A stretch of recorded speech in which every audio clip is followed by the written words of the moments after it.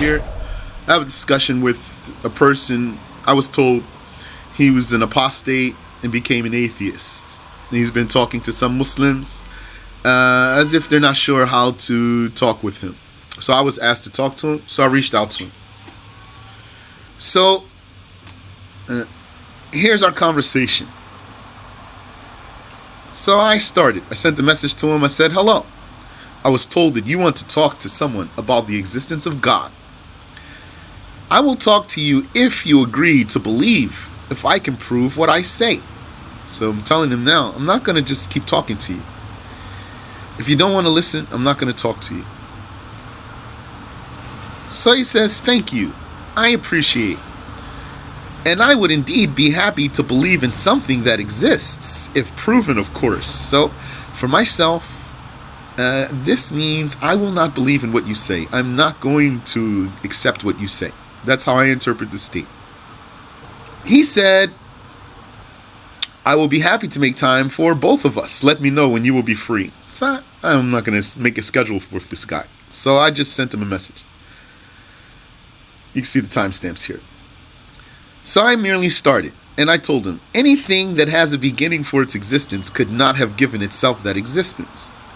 So, number one, I did not start by asking him a question. Rather, I started by making a statement, by making a declaration. For me, this puts the conversation in my control.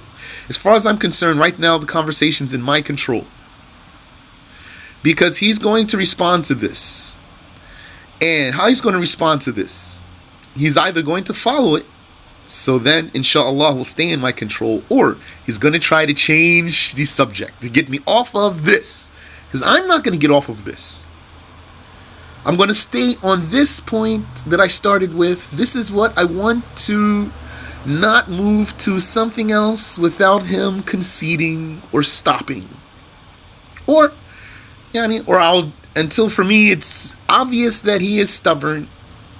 I'll stop when I reach a point where it's obvious he's stubborn. I'm not just defeated and can't say anything. And then I'll stop. Because he's not going to stop. So we'll see how the conversation turns out here.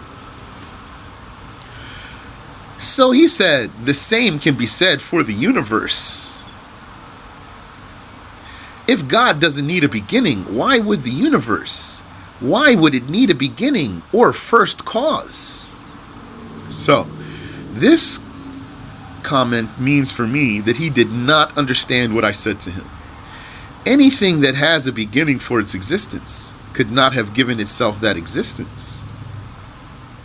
Okay, he said the same can be said for the universe. I'm talking about the universe. So, that means for me he doesn't know what I am saying.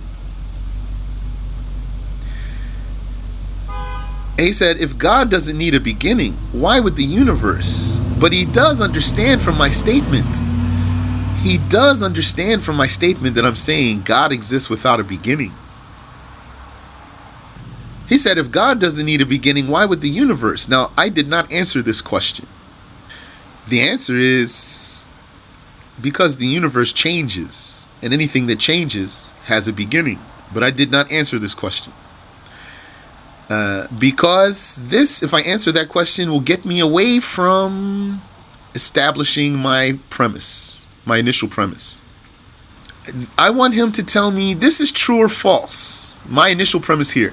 He needs to say to me true or false, not something else, not ask me a question. If he says true, then I will move on. If he says false, then I will argue for its truthfulness. If he can prove that or what I am saying is false, then we'll go from there. So since he didn't do that, I didn't answer whatever he said here. Although I have the answer. So I didn't really run away because I have the answer. And if I answered it, he still would not be able to escape me, inshallah. But I didn't want to get off of my base here. This is my base. So he said, why would the universe need a beginning or a first cause? The universe would need a beginning because it changes. Anything that changes has a beginning. He said the universe can exist as God infinitely forever without being created. So that means for this claim, he does not know what being created entails. Being created entails changing, having created attributes like color and shape and form and texture and temperature, and changing. So the universe, everything about the universe shows that it is created. So how can he think that the universe could exist as God infinitely forever without being created? So that's a sick mind. And I didn't say to him here, this statement is false. Although it is false, and I could say that and back it up in an argument. But I didn't chase that because I'm sticking to my base here. So I ignored this statement that I could refute, because I don't want to go off of my base. So I told him, this statement that I started with, it's a statement about the universe. I'm saying to him, you said the same could be said for the universe. I'm talking about the universe. Anything that has a beginning for its existence could not have given itself that existence. So he says, the thing is, God doesn't have to create the universe for it to exist. So that's definitely atheism. He said, if God can exist without first cause, so can the universe. And this statement here is why the atheist is a type of God comparer. The atheist is some deformed pagan by comparing God to the creation. The pagan compares God to the creation. The atheist also, by his denial of God's existence and how he argues for the denial of God's existence, it is by comparing God to the creation. To deny God's existence, he has to compare him to the creation. And the only thing that could be non-existent is something that is possible. A creation, I mean. So he said, if God can exist without a first cause, so can the universe. That's false. He said, so using the beginning, existence, or first cause is not provable logic or evidence for God. It is. Not that I'm agreeing with all of his words here, as you're going to see. But what the basic point of what he's saying is, it is provable, rational evidence for God that something has a beginning. So really, he does understand what I'm saying to him. I'm saying to him, God exists because there are things that have beginnings for their existence. He is saying, just because something has a beginning for its existence doesn't mean God exists. So I said to him, do you know that if something has a beginning, that it can't make itself exist? So he said, sure. Sure here means yes. Now, right here where he said sure, I did not insist that he says yes, but know that some of the wicked, deviated people, who don't want to say yes, they'll say something other than yes, like sure, and they don't mean yes. Or they might say something else that you might think he's saying, okay, I agree, or something like that. He's not agreeing. But I didn't press him right here to say yes. I took this word sure to mean yes. And in some instances, when I talk to a person, when he says sure, I'm going to say, is that a yes or a no? Because I would think or be sure that he doesn't really want to commit, but he's not honest. So I'm going to force him to commit to an answer. Not something that when I say to him, well, you said, yeah, you agreed with me, then he's going to say, no, I didn't agree with you. Then I'll go back and say, look right here, you said sure. And he's going to say, that doesn't mean I agree with you. Right here, though, I didn't go there. So I took this word sure to mean yes. It doesn't really mean yes, though. And when he said, sure, here, and I'm saying it means yes, then why did he even resist anything that I said? When I said anything that has a beginning for its existence could not have given itself that beginning, that could not have given itself that existence, he should have said, sure, right there, not try to debunk what I am saying. He literally agreed with what he attempted to debunk the first time.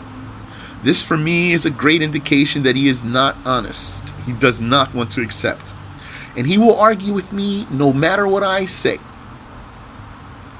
But I have hope that he will listen. So I'm going to continue, though I think he's not going to listen, no matter what I say. But let's keep going. So then he poses a question to me. Does God have a beginning? So I said to him, no. Straightforward answer. So he says, so he existed all along? Now, that's the same question. Why is posing to me the same question twice after I answered him clearly the first time? This is for me an indication that he is not honest. He's trying to achieve a gotcha moment. So he said, so he existed all along. These are his words, all along. So I don't say the way he said. So I didn't say yes. Rather, I said without a beginning. To clarify, existed not. I'm not going to say he existed all along. I'm going to say he existed without a beginning. So he says, how do you prove that? Now, I believe that he knows how I prove it. I believe here that he is aware that I am saying that it is because things have a beginning for their existence. It is because things have a beginning for their existence that God exists.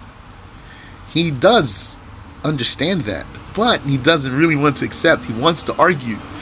His heart is sick. So he says to me, well, how do you prove that? So it means that he's not regarding what I've said already. He's trying to find an opening so he can begin with fallacies. So I answered him, by the existence of things that have a beginning. This is why I'm not going to get off of my base. I'm going to stay there. You just agreed when you said sure. You just agreed that if something has a beginning, that it couldn't have given itself that beginning. That means something else gave it that beginning.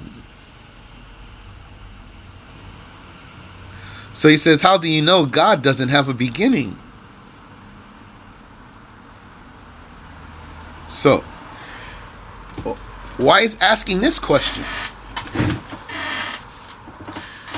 Does he understand that if you say God has a beginning, then it means he couldn't have given himself that beginning? I'm already saying anything that has a beginning needs something else to give it that beginning. So when he asks me, how do you know God doesn't have a beginning? If he can think, well, he knows. The answer is, if he has a beginning, something else gave him that beginning. That's what I am saying. So he's not really following me. In a way, he understands what I'm saying, and in another way, he's not following. Is he not following deliberately? Or is he not following because of a corrupted mind? I say both. So he's asking me a question that really I already gave him the answer to. But let's see. He said, and how do you know that the things that you are talking about have a beginning? This is a good question, but I did not answer it. The answer is because their beginnings are observable, and that's a very strong answer. Because their beginnings are observable. Now, if I had answered this question, he would have taken that to try to go off of the base that I started with. I don't want to go off of there, even though I am confident that I can successfully defend the answer to this question, because The things that I'm talking about, their beginnings are observable, so that's how I know. That's the answer. That's easily defended answer, but I still didn't go there. Because I'm not finished sticking to my base here. I'm not satisfied with his conceding to my initial premise. So he said, and if God doesn't need a beginning to exist, why does other things need? So that question is based on comparing Allah to the creations. So now, what did I do? I am now going to use the fact that he agreed with me when he said sure. Now he will not get away. I am now going to insist that he sticks to what he agreed to. This is the new thing that I'm not going to get off now. Because it is directly linked to my premise, and on top of that, he agreed. So now, this agreement of his, I will not get off of it. There's nothing he can do to take me off of it. So, I said to him, you agreed that if something has a beginning, that it can't give itself that beginning. I'm talking about the things that you agreed about. Then he didn't respond for a long time. You can see the hours that passed by the timestamp. Maybe he fell asleep. At first, I thought he doesn't know what to say. That happens a lot of times when I talk to a person, especially this way through text. And he goes back and forth with me instantly. As soon as I say something, he responds. As soon as I say something, he responds. Until I say something to him that is not easily responded to. Then he stops. Then he'll stop for a long time. Because trying to think of an answer. Does not want to accept. He's trying to think of something to say. I don't know what he did. I don't know what he did. Maybe he fell asleep. Maybe he had to go to work. God knows. So, anyway, then he came back after hours. And he said, okay, what about them? Let's say a pen. It has a beginning. Okay, so what did I say to him? If it has a beginning, it could not have given itself that beginning. And he agreed when he said sure. So why are you still arguing here? His mind is sick. He said, so the company and worker at the pen company gave that a beginning, right? So why he didn't stop to think about the company having a beginning and the worker having a beginning? Because his mind is sick. That's the mind of an atheist. He says, now, if we take this principle and move backwards, looking for the first cause, we will reach the singularity proposed by the Big Bang Theory. Now, when he says, if we take this principle and move backwards, looking for the first cause, we will reach the singularity proposed by the Big Bang Theory. Personally, I don't believe that this guy believes this. He could believe it. Allah knows what's in his heart. But I think he's a troll. And this is what he is saying to argue with Muslims. Not that he really believes it. He said, now to explain the singularity, its nature and pre-nature, scientists and people with logic usage, logic usage science. So I don't know what that's supposed to be saying there. People with logic usage science. That's unclear for me. He said, and people who does not understand science usage, an omnipotent and omniscient being, and calls that being God. Does that make sense? So his English is a little bit broken. And look, so now he went talking. He said, and let's say hypothetically a God-like being exists who created the universe and everything therein. That being seems more like a broad egoistic human with omnipotent powers. Let us consider a thought experiment. So now look all of what he wrote here. He wrote all this. So look, and more. What's this? You need to know. What is this? This is his attempt to take control of the conversation here. How is this his attempt to take control of the conversation here? By saying so much and giving me so much to respond to. No matter what I respond to, anything that I respond to here that's going to take me off of my initial premise. And if I attempt to respond to more than one thing at a time, then khalas, there is no way to bring this conversation to a conclusion after that. So I didn't even read this stuff. As much as I read was up till where? Up till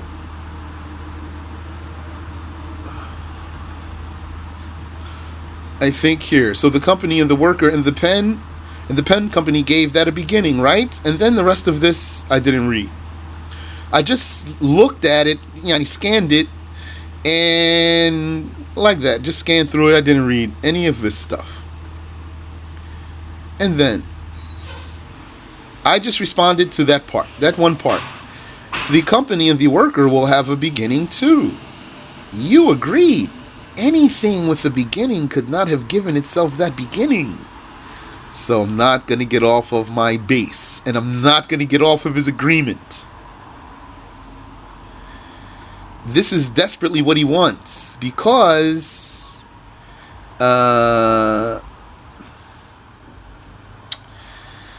this is what he wants because he doesn't want to stop talking, and he doesn't want to accept either. So he said here, I said, if something has a beginning and it comes from another thing that has a beginning, then they both have a beginning. If something has a beginning and it comes from another thing that has a beginning, then they both have a beginning. Should have put that in capital letters. Anything that has a beginning cannot give itself that beginning, just as you agreed. He said, well, you keep repeating the same thing. Read my arguments. Yeah, I keep repeating the same thing. Why? Because it has not been resolved. In a way, it has been resolved because he agreed with me. But he agreed with me on one hand, and he still argues with me on the other hand. So then that's why it's not resolved. So he says, read my arguments. Yeah, I didn't even respond to this. So now the conversation is still in my control. He says, because I said to him, he said, well, you keep repeating the same thing. I said, because it's true. You agreed. So I said something true that he agreed to. He said, but that doesn't prove God. Now, if I say, yes, it does, then he's going to use that to derail the conversation, to get me off of my base. He said, prove me God exists and he is worthy of worship. Now, I would say he really knows that I did, because he already said, Yanni, what did he say? I'll take you back. I'm trying not to make this too long, but I just want to make sure all the cracks are sealed here. I said to him, anything that has a beginning for its existence could not have given itself that existence. He said, if God doesn't need a beginning, why would the universe? So he knows that I am saying that this proves that God exists. He knows that what this is getting to is to say, therefore God exists, because those things have a beginning. They couldn't have made themselves. So he argued with me, so I asked him, don't you know that if something has a beginning, it couldn't have made itself? So he said, yes. So if he knows that something that has a beginning couldn't have made itself, and then he followed up, does God have a beginning? So he knows that the meaning of the argument is that if something has a beginning, then this proves that God exists. He understands that, but he does not want to accept, and he does not want to stop talking. So then he told me, you keep repeating the same thing. Read my arguments. This means for me, respond to something that I said so we can get off of what you are repeating. Because he does not want to be on there. From the first sentence or two, he did not want to be here anymore. He wants to get off of that topic, off of that premise. So I told him, yes, I have been repeating it because it's true. You agreed. So then he just says, but that doesn't prove God. Prove to me that God exists and he's worthy of worship. So now this warrants me saying something new. But it's going to be very intrinsically connected to my premise. So my premise was what it was. So then I said to him, can you show anything that has a beginning and gave itself that beginning? So the answer is obviously no. We all know the answer is no. Had he been honest, he would have just said no. But he's not an honest person, so he's not going to say it. So he said, you said it's not possible. He agreed though. I said it, but he agreed with me. So he's not acknowledging his own agreement. He said, now you're going to contradict yourself? He doesn't realize he's contradicting himself by agreeing with me and arguing with me at the same time. And he said, if so, then sure. And that's a horrible way to debate too. And so what did I say to him? Yes or no? Because he did not answer my question. The answer is yes or no. Can you show anything that has a beginning and gave itself that beginning? The answer is yes or no. So he said, if so, he said such and such. If so, sure. So that's not even if sure here means yes, it's not a firm one. Because he says, if so, then sure. So he's not giving me a firm answer. So I insist that he gives me just one direct, straightforward answer. Yes or no? So he said, sure, I said. So I repeated, yes or no? So now it came where I'm not going to take another word other than the explicit answer. So now he said yes. So this, mashallah, rarely do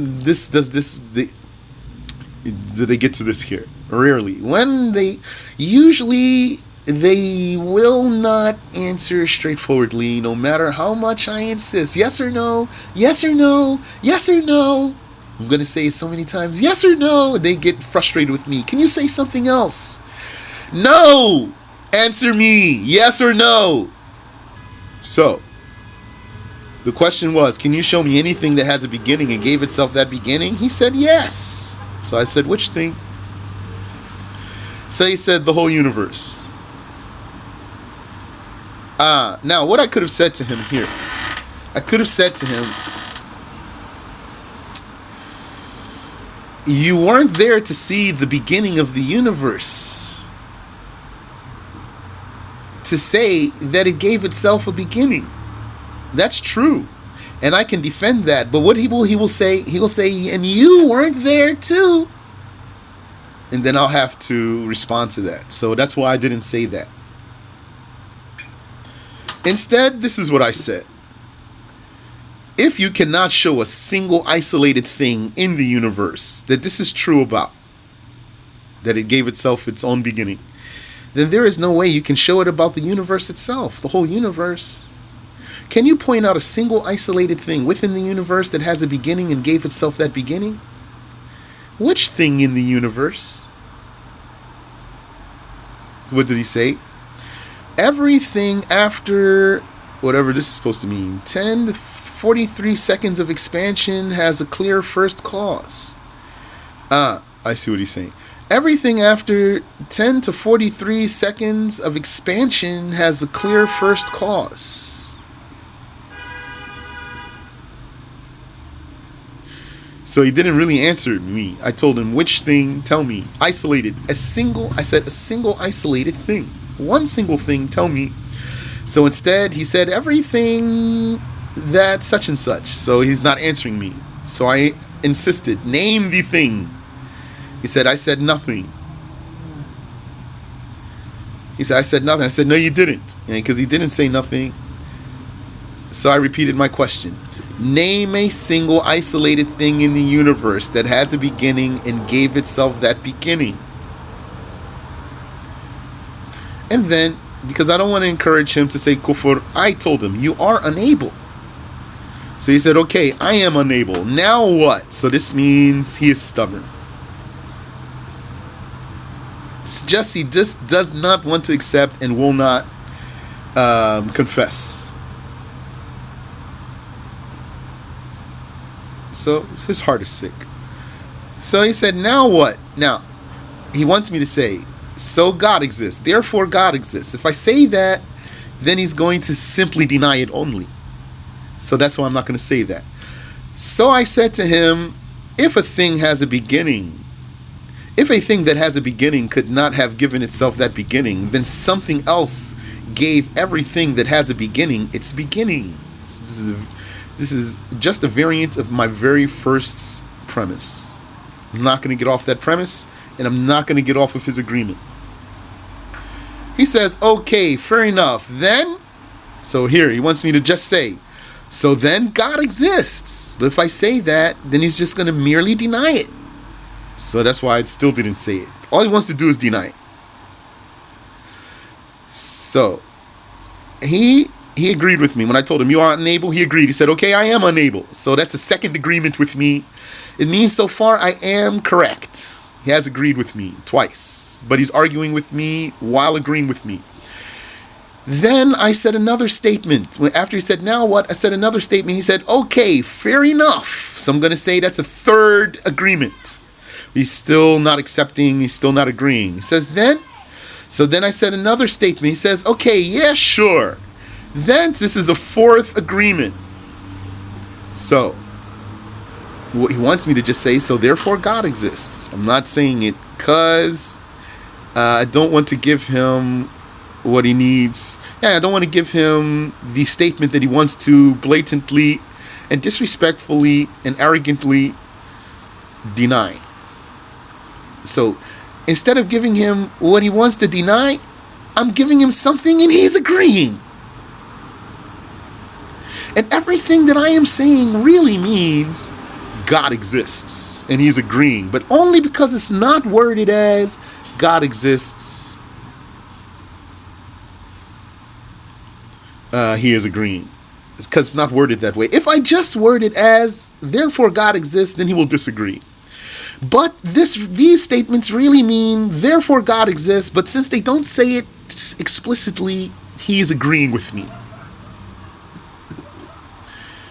So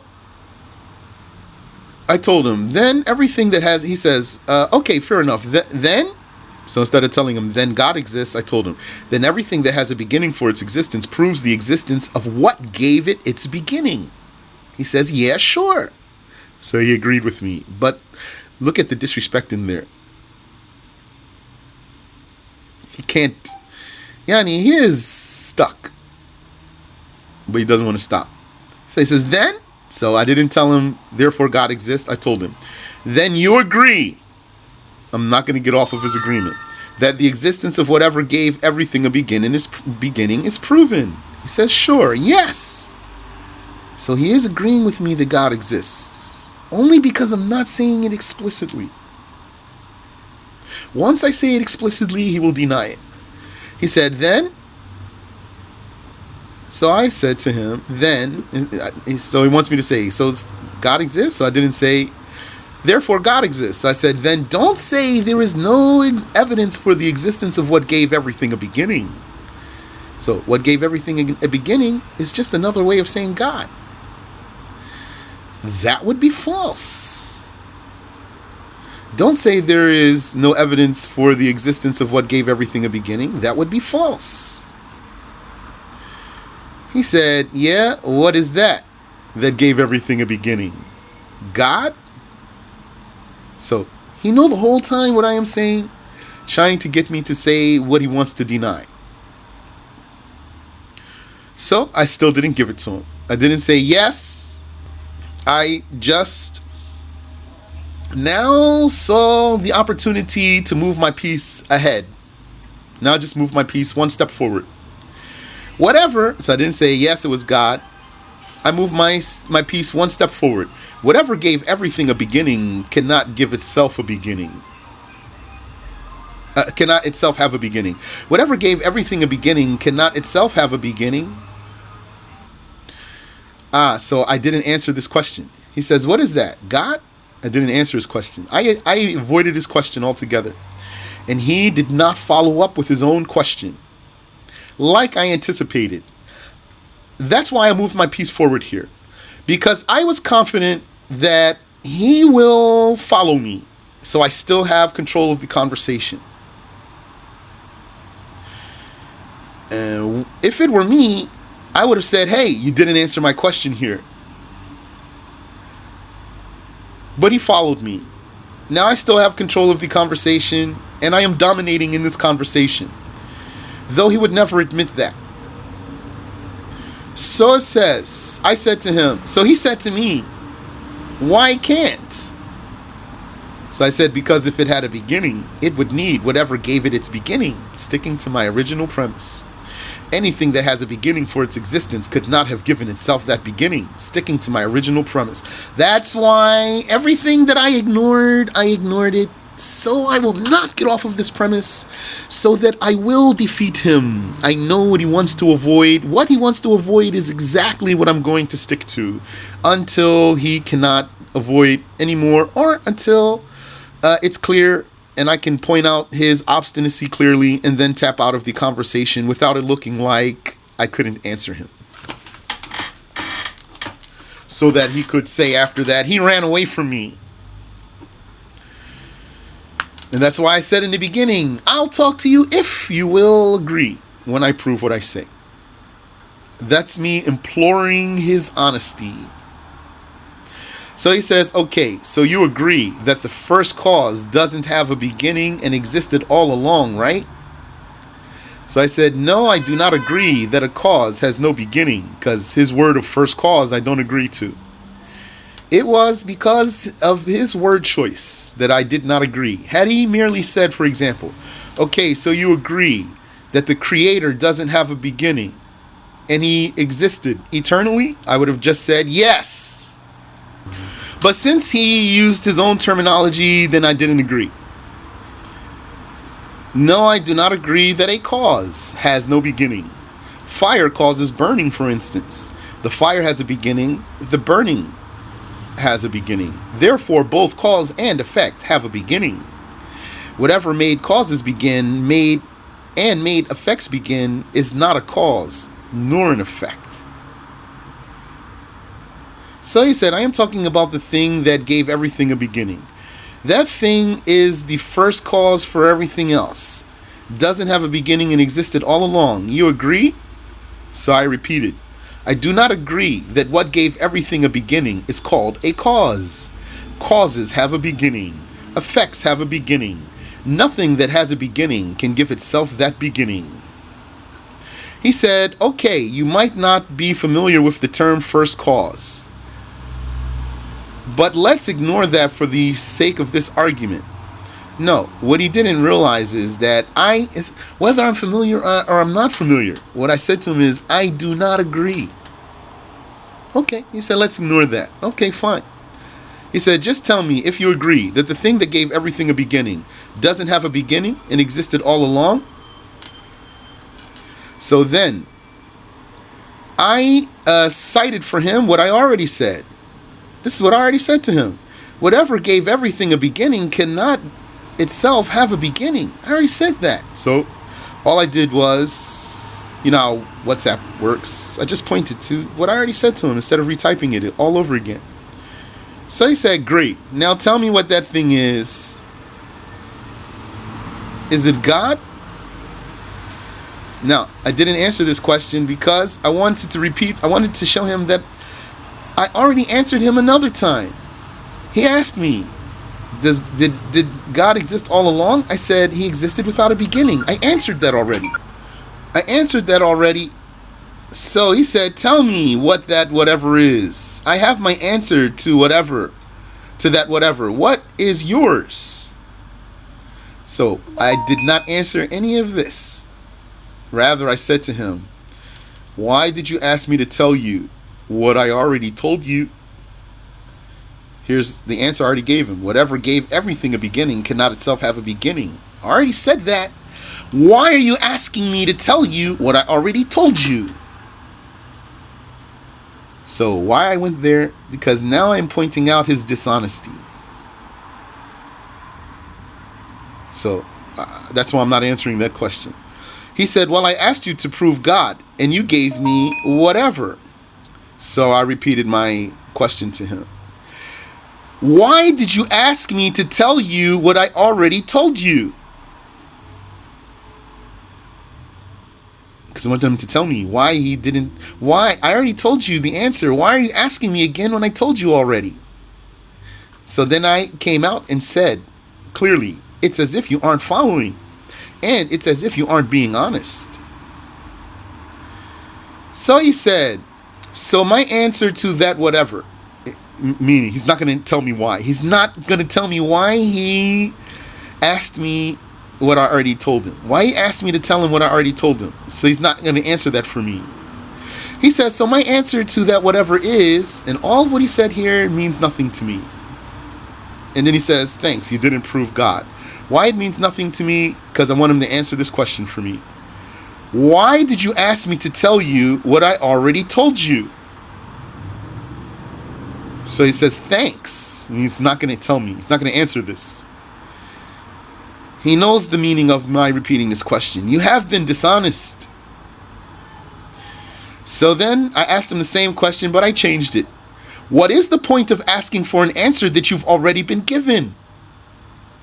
So he didn't answer me. He said, I said, thanks for the answer. So then I said to him, because no point for me to keep asking the same question now. Now I asked him so many times, very clear he's dishonest one. So then I asked him a different question. Would a person who is willing to admit the truth ask for an answer that he's already been given? Would a person who's willing to admit the truth ask for an answer that he's already been given?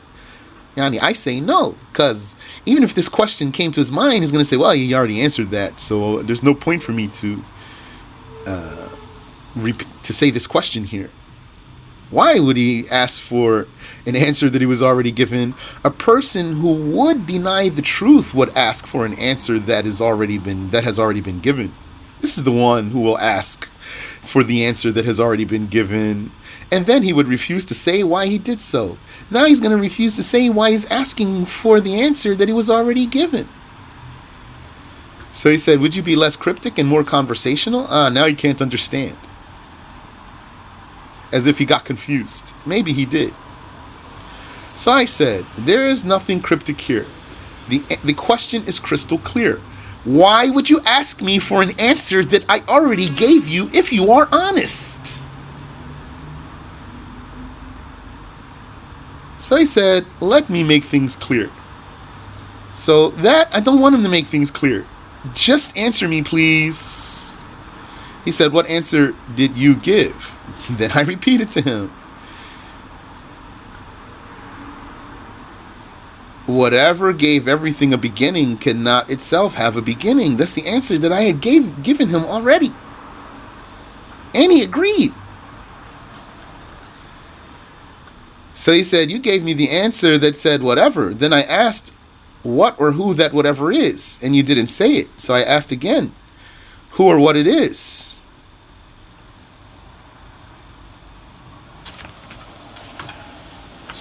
But that question came afterwards. Who's that whatever? That came afterwards. So I clarified for him. This is the question that you asked me when I already gave you the answer. Not that. He said, if I told you someone stole your money, but didn't tell you who that is, how is that a complete answer?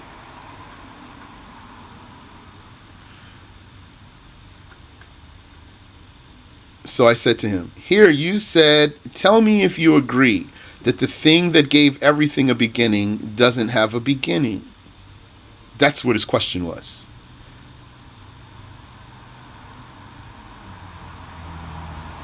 So I already told him the answer to that. Why he went back and asked me again? If it has no beginning, not what it is. He asked me, you are agreeing that it has no beginning? I already said it has no beginning. So he said, I just had to make sure, because that attribute can be given to scientific explanation and God, both. So that attribute alone doesn't prove God. So I said to him, because he said I just had to make sure. I said, why were you unsure of my answer? It was very clear. Here, I'll repost it for you again. Yani, repost it for you, ... again. Many times. I told you, whatever gave everything a beginning cannot itself have a beginning. Why are you unsure of my answer? Yani, this when he said, I just had to make sure. I say, that's a lie. He's just a dishonest person who doesn't want to shut his mouth. That's why I'm taking him through all of this. Not, Yani, when I'm talking to a person who is full of bull, then I'm going to give him the runaround. As long as I feel like I'm still talking to him. As long as I'm interested in still talking to him, I'm going to give him the runaround, because he's full of bull himself. When I'm talking to a person who answers me straightforward answer, I'm going to stay straightforward with him. Like, inshallah, a computer. Just give me, like a calculator. You ask me a question straightforward, I'm just going to give you the answer. I ask you a question, you give me a straightforward answer, I'm going to proceed with you. That's it. I ask you a question, and then you try to dodge me, then we're going to see who's better at playing these games.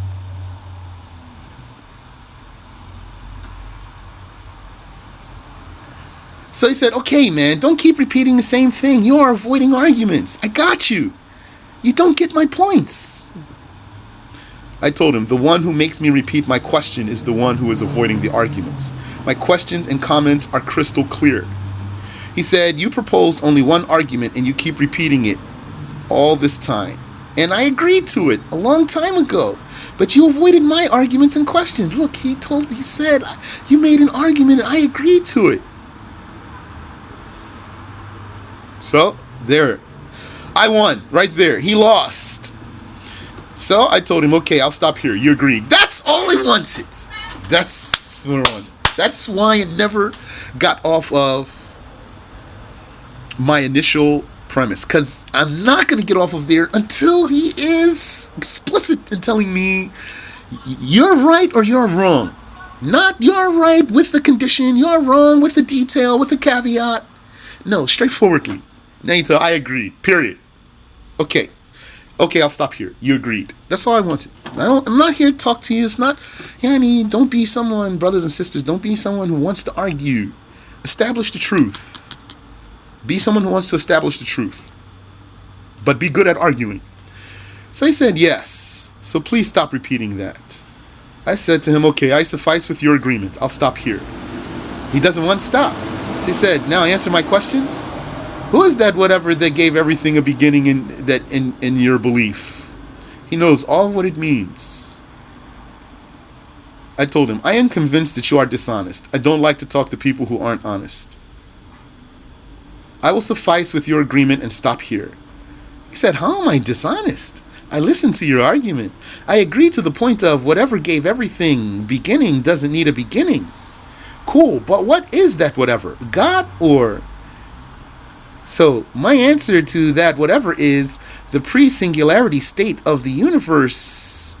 Multiple theories like string theory and L, Q, G have insights into it, which gave everything in the universe its beginning, including the time and space. And as it gives everything a beginning, it doesn't need to begin itself. This answered my simple question. So I told him, theories are unconfirmed by definition. So that's...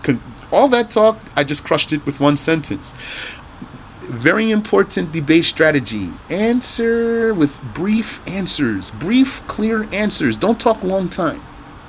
This makes it more difficult to come to a resolution in your debate. He said, yet logical and mathematical frameworks are being created and they are close. So he didn't now acknowledge what I told him. So I repeat it. Theories are unconfirmed by definition. This means your theories are worthless. He did not deny that theories are confirmed by definition. He said, well, singularity is proven. It's like he's saying, you're right, theories are unconfirmed by definition. So he just now made his own argument weaker, supporting his argument with what is unconfirmed. So he says, well, singularity is proven. I told him, so you claim. Yeah, I'm not going to... He wants me to say, for example, how? No, I'm not going to argue. This is going to open a whole nother discussion. I don't want to have this discussion, so I'm not going to ask it. I just told him, that's your claim. But then I asked him a question. Now I just move my piece forward another one. Now I move my piece forward another step. He said, singularity is proven. I asked him, is it alive?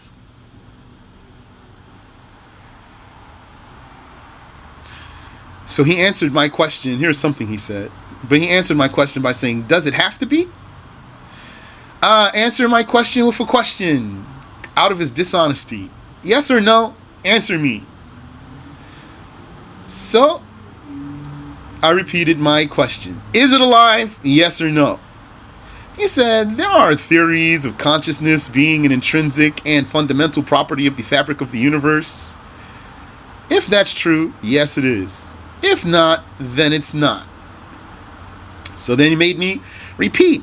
Theories are unconfirmed by definition. And you didn't even disagree with me. The theories are unconfirmed by definition. Why would you go back and tell me, well, there are theories? Due to the weakness of his mind. That's how the atheism sickened his mind. So I repeated myself again. This means your theories are worthless.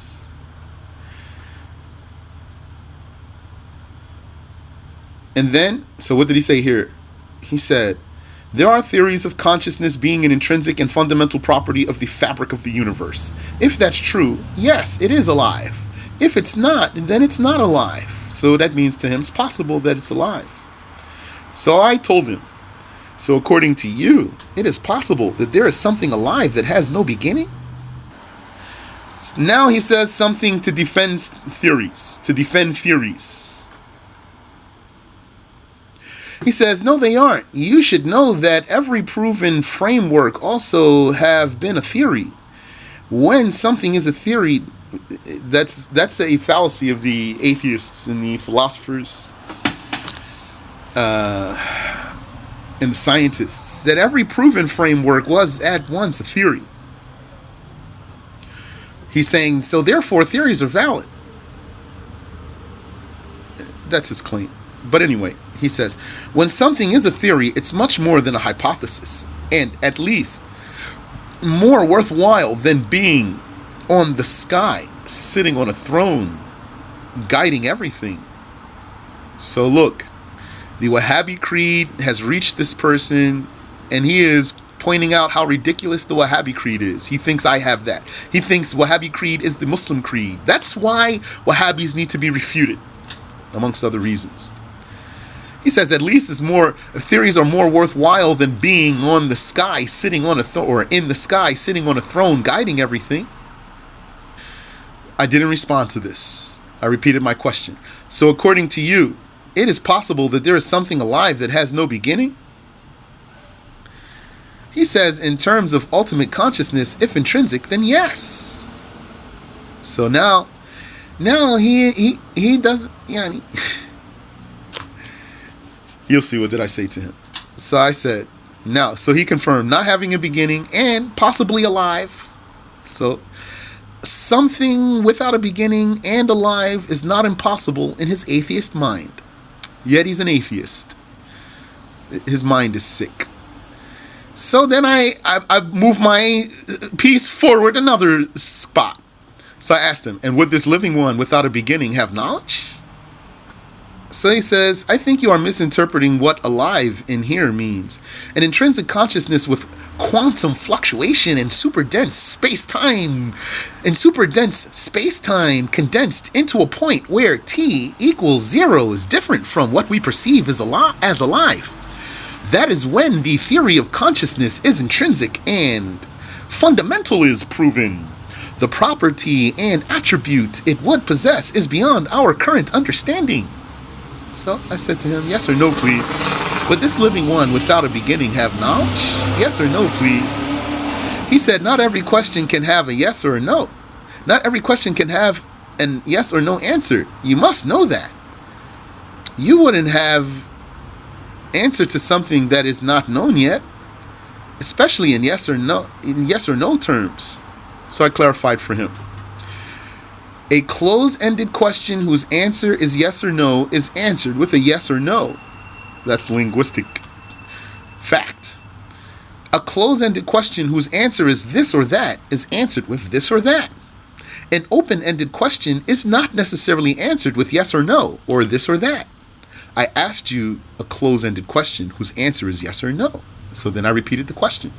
Would this living one without a beginning have knowledge? Yes or no? So he repeated, I wouldn't have answer to something that's not known yet. So then I told him, then you are unqualified for this conversation. That's an insult. Now I have offered him an insult. It's a polite insult though, qad yuqal. He said, well, the answer doesn't exist yet, so no one is qualified.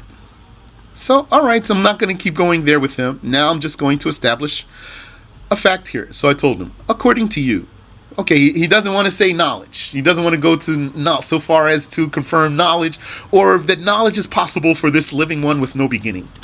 So, okay, I couldn't pull him into there. So I told him, according to you, it is possible that there is something alive that has no beginning.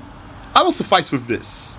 The meaning of this is, although you won't also say, and knowledge, and then if he were to say knowledge, I'll pull him further. Also has power, also has will, can see also. He said, I said, if the theory is true, then yes. So I told him, that's what the word possible means. According to you, it's possible. Because he said, if so, then yes. So according to you, it's possible that something alive, there is something alive that has no beginning. He said, so where are you going with this? So either he really doesn't know, or he's just so stubborn. So I told him, I'm not going anywhere. I'm stopping here. According to you, it is possible that there is something alive that has no beginning. That's it. Now I'm stuck here. Khalas. Now he's not going to get me off of here. I have moved from my first premise. Now I'm here. I'm in a new square, like a chess game. He said, well, scientific theories are what made us through all this time, developed us. So now he wants to go back to talk about theories. Thus, I will have more trust in this. And you have no idea how basic scientific theories and terms works. Discussing science would be worthless. He said, give your arguments to this, something that he said, that earlier statement, when he said, let us consider a thought experiment. And give your answer to this, another thing he said, the free will defense, hell. We never talked about free will and hell. We didn't even talk about those things. So that's why I ignored all of that. That was nothing but a way to derail the conversation. I told him, the idea that I do have here, he told me what I don't have an idea of, is that you are an atheist who thinks that it is possible that there is something alive that has no beginning. He said, and my idea is that you have no idea what intrinsic and fundamental consciousness works in the quantum level. Right? And he has no idea about any quantum level. This is all garbage, spewing empty trash. He said, rather generalizing it in terms you like. Typical fallacy. I told him, I'm sorry. I don't believe in comic books. And then I didn't realize at the moment I typed that, he's going to use that as a way to insult the Quran. I told him, however, you are an atheist who thinks that it is possible that there is something alive that has no beginning. I'm not going to get off of here. He said, comic books? As in the Quran? Same here. He said, and my idea is that you have no idea what intrinsic and fundamental consciousness works in the quantum level, rather generalizing it in terms you like. Typical fallacy. Now he's repeated himself like I have been repeating myself. That's something that I found in many people I debated with. When I use this repeat tactic, after they get so frustrated and flustered with it, they start doing it. That's when I know really they are defeated. Mentally defeated. Their hearts are broken. So then, that what he just said there, I told him this is meaningless. All that matters is that you are an atheist who thinks that it is possible that there is something alive that has no beginning. Now he can't take it back. He can't say, no, I don't. He said, no, it's not. More fallacy. If there are nuances, say it's not so straightforward. That's the talk of the garbage talkers, the fallacious hypocrites. Those are the ones who want there always to be nuances in everything. Nothing is black and white to them. That's how they're going to keep talking and keep gaslighting. Always. A non-stop cycle of gaslight. I told him, you are an atheist who thinks that it is possible that there is something alive that has no beginning. Yani, I'm putting salt in the wound. I am turning the knife in his heart. I'm turning it with my wrist. He said, then you have to go through those nuances. You can't put aside all and go straight from Z to A. I told him, you can't even deny it now. The atheists of the world would disown you for this, for being an atheist who thinks that it's possible that there is something alive that has no beginning. Those atheists will say, you do not know what you are talking about. Yani, I'm done with the debate now. I'm not debating with him anymore. So then he laughed and he said, can you please at least try reading about the intrinsic consciousness that is fundamental to the fabric of space-time? That alive you are talking about and the supposed alive that is interpreting here is completely different. And atheists are well knowledged to understand the difference. I told him, I am sufficing. It's enough for me. With the fact that you are an atheist who believes that it is possible that there is something alive that has no beginning. Yani, you will confirm the attributes of God and then deny God. That's the meaning of what's being said here. Nothing else you say matters here. So, but he really wants to talk about this other stuff. He said, please, let's talk about this. And he said, of course, nothing else that he says matters. He says, of course, because you don't want it to matter. I told him, the only thing I want to talk about is an atheist who thinks that it is possible that there is something alive that has no beginning. I'm rubbing it in here. He says, a quantum consciousness and a being sitting on the throne in the sky. Big difference, which I didn't respond to the first time. He told me, you are avoiding arguments, and he laughed. I told him, you are an atheist who believes that it is possible that there is something alive that has no beginning. You call that thing a quantum consciousness. He says, and you are a believer who doesn't understand any of science, believes that there is a full being on the throne in the sky. Thanks. So he assumed that about me. And until now, he said it several times, I never responded. That's how you have to have self-control in a discussion. He said to fill the gap, he doesn't understand, like the ancestors who made the sun and the moon their God because they didn't understand them. Okay, let's say that God is true, hypothetically, for a thought experiment. If your God is what it is in the Quran and Hadith, he is not worthy of worship. Why? Here, this is what he wanted to do. He wanted to just blatantly deny the existence of Allah. I didn't give him the words that he wanted for him to do it. So he just said it himself on his own. That's how you don't lead a person into saying blasphemy.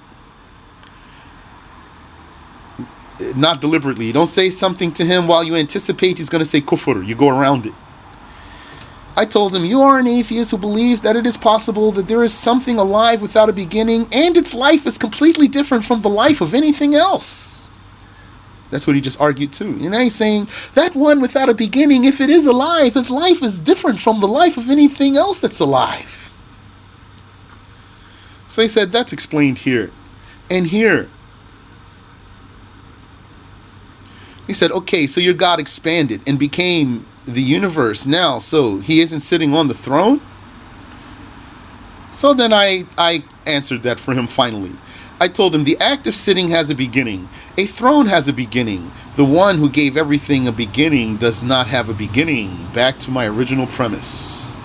He said he avoided the argument by bringing in unrelated fact. What else? So it's clear that that's not what happened.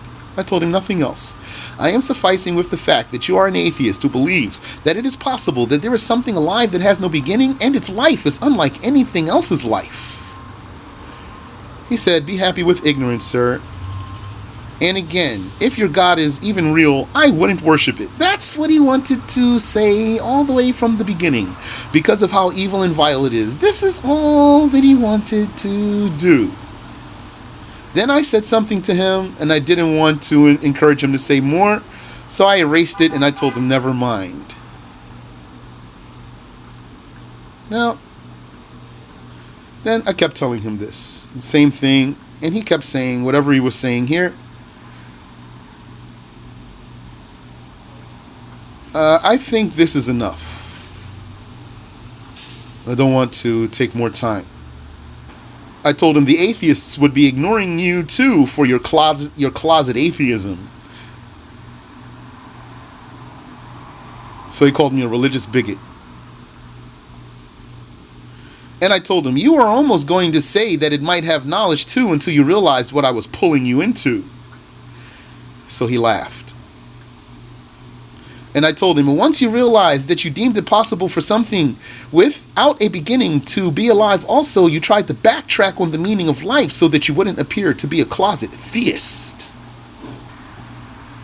So I told him, okay, so the atheists, according to you, believe that it is possible that there is something that has no beginning for its existence, and it is alive, and it is what made everything that has a beginning, occur.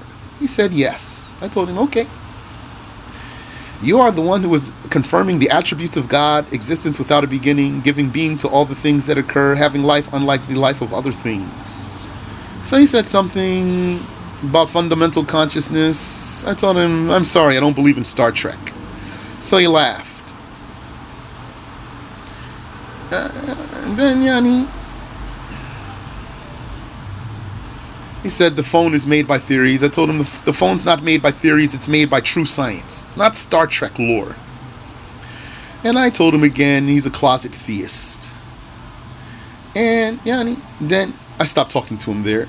And so he said, hello? Khalas. I left it there. Wallahu a'lam.